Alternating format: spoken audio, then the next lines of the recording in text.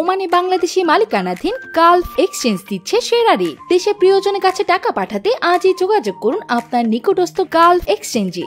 Gulf exchange, বাংলাদেশিদের প্রিয় exchange. সামাজিক যোগাযোগ মাধ্যম ফেসবুক লাল রঙের প্রোফাইলে ছেয়ে গেছে। হত্যা ও নির্যাতনের শিকার আন্দোলনকারীদের প্রতি সহমর্মিতা ও সরকারের প্রতি প্রতিবাদ স্বরূপ লাল রঙের ছবি দিচ্ছেন কোটা আন্দোলনে সমর্থন দেওয়া শিক্ষার্থী ও নানা শ্রেণী পেশার মানুষ। অন্যদিকে মঙ্গলবার 30 জুলাই সরকারের রাষ্ট্রীয় শোক ঘোষণার কারণে আওয়ামী লীগ নেতাকর্মীরা কালো রঙের প্রোফাইল শেয়ার দিচ্ছেন। এদিকে দিনের হিসেবে ফেসবুক ঘুরে দেখা যায় 90% ফেসবুক ইউজার তাদের প্রোফাইলে লাল রঙের করে নিয়েছেন। মঙ্গলবার 30 জুলাই সকাল থেকে ফেসবুকের বাংলাদেশি বিভিন্ন প্রোফাইল, গ্রুপ ও পেজ ঘুরে এমন চিত্র দেখা যায়।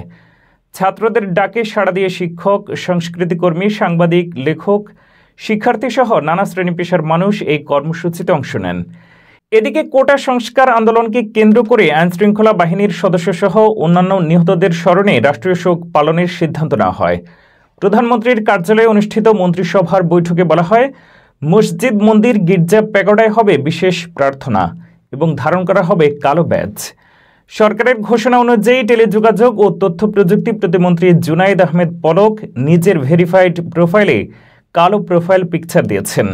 এছাড়াও ছাত্রলীগের কেন্দ্রীয় সাধারণ সম্পাদক শেখ ওয়ালি আসিফ ইনান, কেন্দ্রীয় নেতা বরিকুল ইসলাম, আব্দুল আলিম খান, মুনেম শাহরিয়ার, রফিকুল ইসলাম, জাহিদুল ইসলাম, রিয়াজুল ইসলাম সহ অনেকের প্রোফাইলে কালো ফ্রেম দেখা গেলেও প্রোফাইল পরিবর্তন করেনি কেন্দ্রীয় সভাপতি সাদ্দাম হোসেন। ওমানে আপনার বিশ্বস্ত travel agency yellow tower travel and tourism পাচ্ছেন আপনার ভ্রমণের সকল ধরনের প্যাকেজ। আজই যোগাযোগ করুন আমাদের মাস্কাট রুই অথবা মাহতারা শাখায়।